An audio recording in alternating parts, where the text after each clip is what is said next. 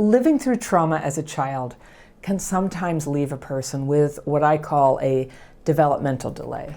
And it's not uncommon that people with childhood PTSD are not necessarily stopped forever in their growth and maturation, but maybe we go on pause sometimes, and our emotional development and our life milestones kind of fall behind a little bit.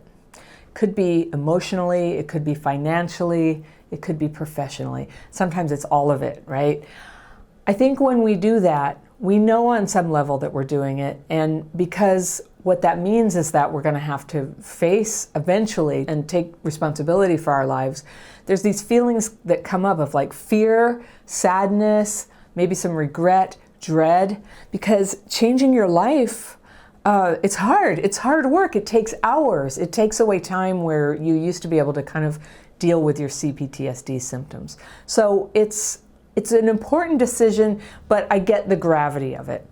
And it's a very different approach than just kind of like hanging out in life and seeing what happens, to actually say, I'm going to change my life. I'm going to head in a direction where I'm trying to go. When you're not yet able to take responsibility for your life, there's this temptation to blame your situation on other people, or to use psychological narratives to make it sound like, well, of course you have to have this problem. Of course you can't act to change it because blah-de-blah, this thing that happened in the past. It's like a narrative. But you do have choices.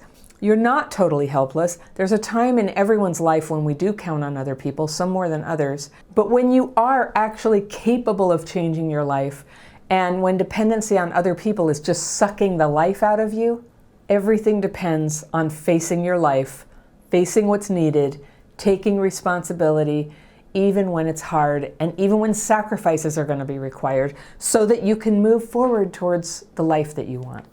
So I have a letter today from someone I'll call Talia, and she writes, "Hi Anna, I discovered I have CPTSD about 2 years ago, and I've been working on my issues in ACA groups." ACA, that's Adult Children of Alcoholics and Other Dysfunctional Families. It's a 12-step fellowship where a lot of people have found help. In that time, I left a very intense, toxic trauma bond that brought me to my bottom. I crawled out of it, but felt like I needed a change and decided to move across the country with my ex-boyfriend and our 5-year-old child. I have made it crystal clear from the onset that I'm not interested in another relationship with him. There are no romantic feelings between us, and I've done my best to set boundaries. He has his own unresolved CPTSD and sees boundaries as a threat, even smothering me with unwanted affection and making sexual advances that I always reject. Knowing this, I have continued to cohabitate with my ex and our child for over a year, sometimes using my kid as a scapegoat to not have to move out on my own. I was unemployed for a long time during the pandemic, and the idea of paying my own way seems daunting and impossible. All right, I'm circling that with my fairy pencil because I'm going to read all the way through and then I'll come back and talk about some of the things I've circled. See if we can help Talia. My childhood was full of negative messages about money, so it's clear that my poor sense of security is a result of that. My ex has repeatedly blown up at me over seemingly unimportant discussions, threatening to throw me out, then later begging me to stay. I feel a responsibility to protect my child from his outbursts, but it's possible I'm making the situation worse by sticking around. Recently, I turned down a beautiful apartment nearby because staying with him to save money seemed like a logical choice. I regret not moving out when I had the chance and worry that I'm stifling my recovery by settling for less than I deserve. It feels like I don't trust myself to be an adult. My inner child doesn't feel safe. I'm aware that I put myself in this position and similar positions with other people all the time. CPTSD is still running parts of my life that keep me in a cycle of victimhood, recreating my parents' relationship where the mother always felt trapped and the father was always dissatisfied. How can I develop a better sense of security for myself when the fear of responsibility holds me back? All right, I'm so glad you wrote, Talia. It's so important because of this 5-year-old you're raising that that you do exactly what you're doing, which is facing this and trying to find a better way. So good for you, okay? Big hugs for that. So let's go through. You discovered you have CPTSD about 2 years ago, and you've been working on your issues in ACA groups. And in that time, you left a very intense toxic trauma bond that brought you to your bottom. So it sounds like that relationship happened while you had a toddler. So a very intense toxic trauma bond with a toddler is some pretty heavy stuff. And I'm so glad you got healing for it. But I kind of want to lay that as the foundation, because I felt like that kind of got glossed over in the story. I'm glad you mentioned it. You did mention it. But I think that's huge. I think that you were in a very bad place, and it caused a lot of instability and gave you a lot of fear about survival and maybe being able to parent your kid. I crawled out of it, but I felt like I needed a change and decided to move across the country with my ex-boyfriend. So I don't know what the change was. I know, you know that term that they have in 12-step is pull a geographic. So rather than heal something, one impulse that we have sometimes is to move somewhere else. But maybe you had your reasons and you needed to go somewhere else. I'm just putting a question mark on this because you're financially unable to support yourself in this new place. I don't know if you were able to, or if you had resources or family or something where you were before, but it seems like a pretty shaky decision to move into a situation where you're that vulnerable, all right? But you felt like you needed a change and you decided to move with your ex-boyfriend. So this was some decision. And what I was curious about is who first initiated the move. Was he moving away and you decided to go with him? Or were you moving away and he came with you? What's interesting is you say that you've made it crystal clear from the beginning that you're not interested in another relationship. And I remember when I used to think that that counted as fair. What I've learned since then is that people who are desperate are not in a position to hold a boundary against somebody who's saying something like that. I've been on both sides of that situation. I'm going to bet you have too, where somebody said, look, I'm not available for a relationship, but you kind of like lost yourself over it, right? Lost yourself over hoping, trying, pining, yearning, begging, hitting a bottom over it, right? So what I'm hearing is that your ex-boyfriend is in a terrible place. You said there are no romantic feelings between us, and yet he's constantly smothering you with unwanted affection and making sexual advances. So I just would say, I think you're missing there. He does have romantic feelings for you. He very much has romantic feelings for you. He's acting on them. You're living with him. You're right there in his house. You have a kid together. That structure, it's pretty hard to keep yourself out of it. He's kind of moving into sort of a natural role with the mother of his kid and his kid. And I totally respect that that's not the relationship you want. But here's the problem. You're living with him. You're living with him. And that is simply too much for somebody that feels that way about you. It's just too much. So you said you've done your best to set boundaries. So you said that's not what you want. But the boundary is just totally washed away by the cohabitation. Okay. So he has his own unresolved CPTSD, and that's usually who we go for, right? And he sees boundaries as a threat. And when you say boundaries as a threat, well, when you say, look, I'm not interested in you, that is a threat to the relationship. He's there. I don't know him. You didn't talk very much about your child or about the love you guys have for this kid, or if that's part of why you're together. Now, I get it. I think a lot of people stay together for the kids, and for a certain amount of time when my kids are small. Their dad and I did that too, until we couldn't anymore, And I think up to a point, it is good for the kids to have their parents very close to them, but if the parents are fighting and losing their minds, that's not good for the kids. And I have an idea for you that we'll get to in a minute. So you always reject him, and knowing this, you've continued to live with him, with your kid, sometimes using the kid as a scapegoat to not have to move out on your own. So it seems like that's kind of what brought you into this situation.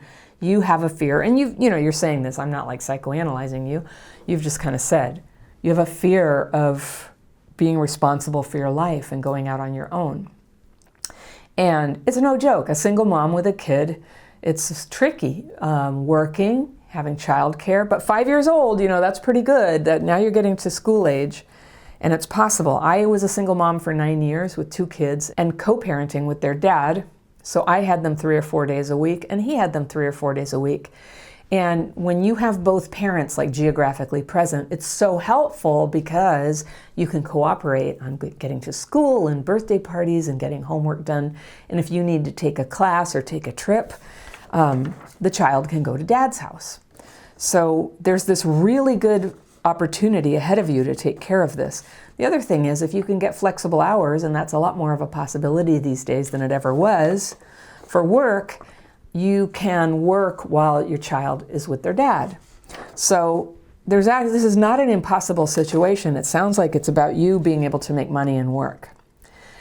And from your description of what happened in your relationship before that got you into ACA, where it was intense toxic trauma bond, you may have been taken out of your life and your professional development for quite a while. 5-year-old kid, lots of trauma, I totally understand, but there's no time like the present for you to get your foot on the rung of the ladder of your career, to start working now and start making some money.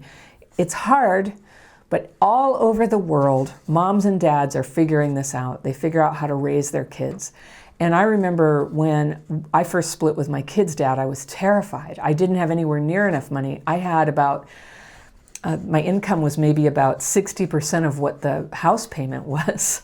And what was I going to do? I was self-employed. I needed to come up with like health insurance premiums and food and insurance and, clothes, everything, car. I just couldn't even see how I was going to do it. But you know what happened? Is when the relationship ended, I went through grief and panic and all these feelings, and then I got really busy. And I just sat down and I figured out, now what would I have to do? I figured out what would I have to make per hour. I need to make it at home, and it needs to be this much money for me to make ends meet and have a little left over. And I figured out that number, and I remember I went and got a couple of outfits. They weren't expensive. I got a haircut. I had these kind of mom glasses at the time. They weren't very pretty. And I got some better looking glasses, but they weren't that much, and they were, I think without insurance, they were a couple $100. And I put all this money into it. And I read some books, and I just made a decision. I'm going to move forward with this. I'm going to figure out how to do this. It really wasn't long before it came to pass that I was making that amount of money.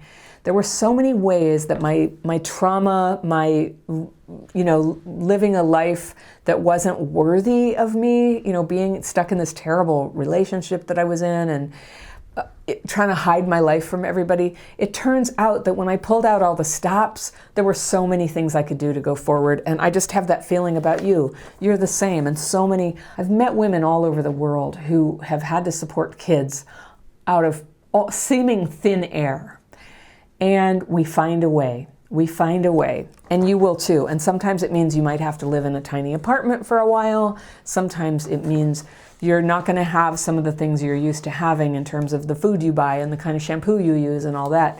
Maybe you're already at that point, but there's always a way. And because of your 12-step recovery, I know you know this, that sometimes good things come to people who are really working on themselves. Good things come to people who are really working on themselves. And that's possible for you.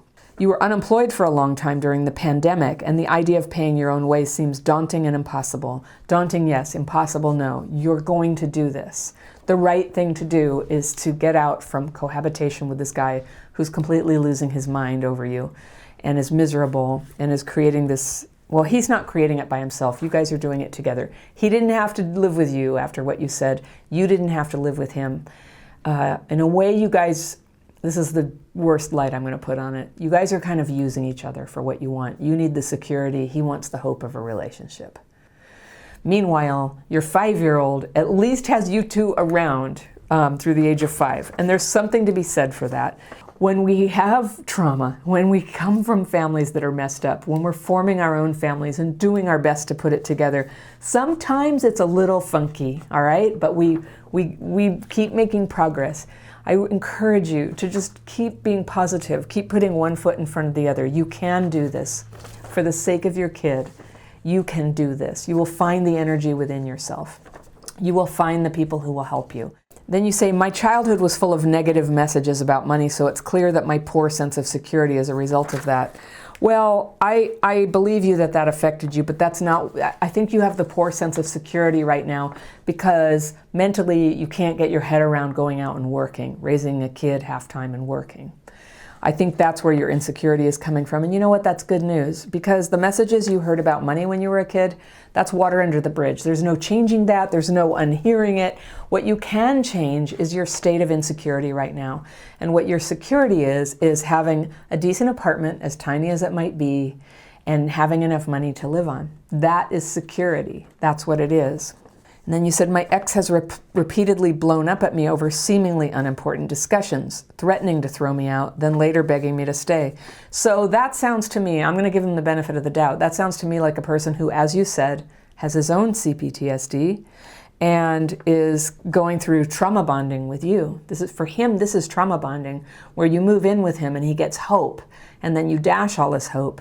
And he's blowing up at you because that's what people with CPTSD do when they're triggered. And honestly, if he's in love with you and he wants the family to stay together, he's going to get triggered.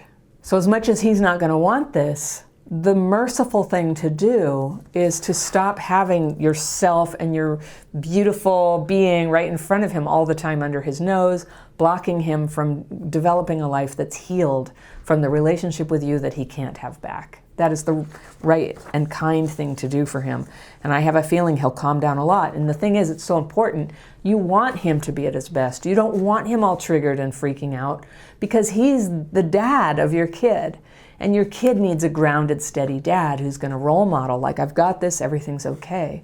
So you don't want to be putting like triggers and trauma in the path of your child's father. And the same goes for you. Everything that's good for him, everything that's good for the kid is good for you. So this is all about goodness. It's all about goodness. And there's something, I see the sacrifice here, and it's sacrificing the dream that there was more flexibility than you're going to have for a while. When you have a school-age kid and you're a single mom, things are only, they don't have an infinite flexibility. If the dad is in the picture and helping you with them, it's still a pretty darn good life. You get to have kids.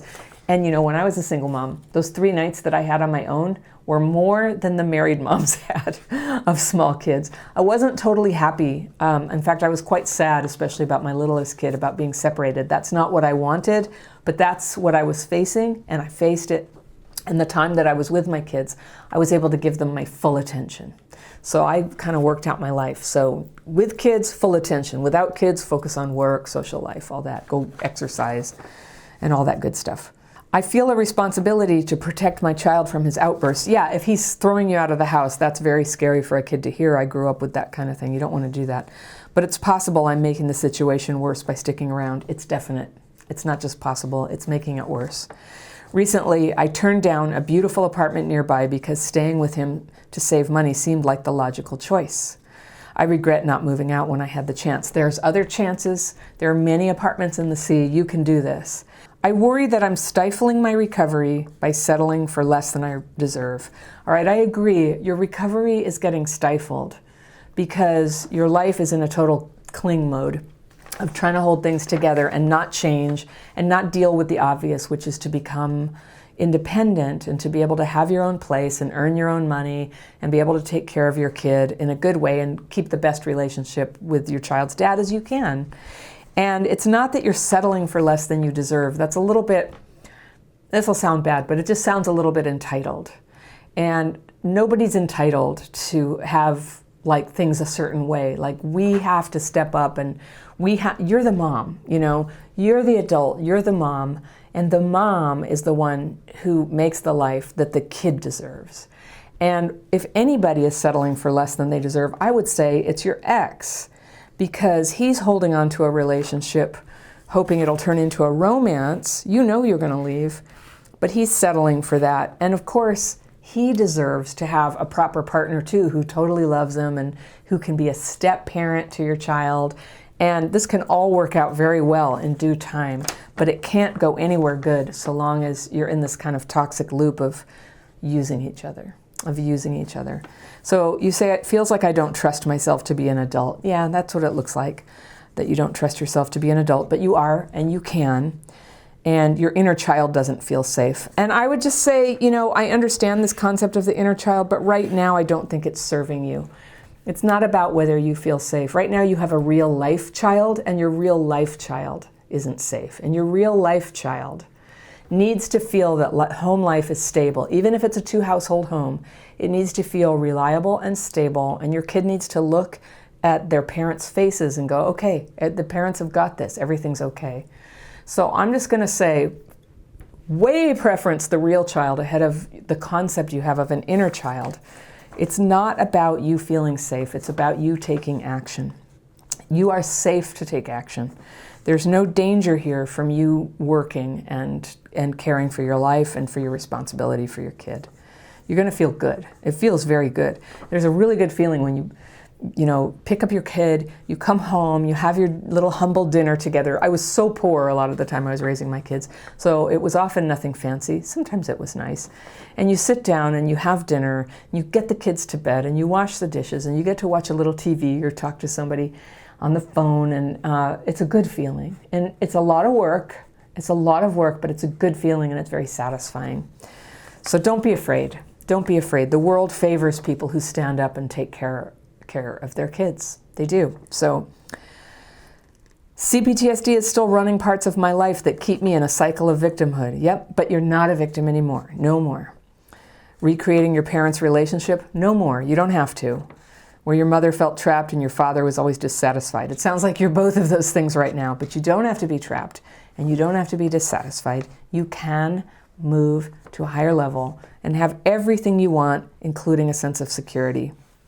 So that's what I see going on. If the fear about all of this is getting the better of you, and for people with CPTSD, who doesn't have fear getting the better of them? I'm just going to really encourage you to take my free class on the daily practice. I always mention it. Sometimes I talk a little more in length, but that's what it's about. It's about getting free of the fear, not pretending it's not there, but just having a way to get those thoughts of like, oh, I just, fear I don't know how to do this. I'm resentful at my ex because fear he has all these expectations, and fear he's not cooperating, and fear he's going to leave our lives, and fear, whatever the fears are. Fear I can't get a good apartment again. Fear I blew that opportunity. You get it on paper. You ask for it to be removed. You rest in meditation. And just see if afterwards you don't feel a little bit better. Some people say, I can't do that with kids. And I'm like, you can. You can. And I figured out all kinds of strategies to do it. Sometimes when I was driving the kids and they were asleep in their car seats, I'd pull over after they fell asleep and do my writing and meditation there. Sometimes I had high chairs, longer than you need to put kids in high chairs, so that I could just sort of pop them in there and put on a cartoon and just sit in the room with them and do my writing and meditation right in the room with them, and then opening one eye. Are they okay? Are they okay? Yep, they're okay. That's what TV is for. It's to help you get your meditation done. So that's how it can be done. And of all the times in my life when I needed writing and meditating, it was definitely while I was raising my kids and they were small. Now they're big. Now one of them uses the techniques themselves. And I feel so good about the transition I made from the difficult relationship I was in with their dad to being able to care for them really well on my own. And now, today, having a friendship with their dad. We're each remarried. We have a happy family. I have a class, by the way, called Positive Shared Custody. I'll put a link to it down below in the description section. It's not on my general course page because it's not really under the fairy umbrella, but it's a course I made with my kid's dad. He happens to be a family law attorney. And it's all the strategies that we learned over the years about how to do this, how you can create harmony in a 2-household family and have some boundaries and support, above all, help the kids, to help them, put them first and keep their lives first and foremost and their happiness. So I feel like we did a pretty good job considering it was not possible for us to stay together. So I wish you the very best. It's so important. This can be a positive thing. I think because you're in the wrong relationship, when you've got your sea legs on your own, you're going to feel much happier. If anyone feels like their own childhood trauma is affecting their lives and their relationships, I've got a link down below to my free tools page on my website. You'll find quizzes there, the free course I mentioned, the daily practice, where you can learn the techniques. And if you take that course, you'll be invited to twice monthly Zoom calls with me where we use the techniques and I take questions. So if you've ever wanted to ask me a question, I'm there twice a month. for people who take that free class. It's my favorite thing I do in this work is lead those calls. If you love this topic about transitioning from your inner child to your inner adult, I've got a video lined up for you right here, and I will see you very soon.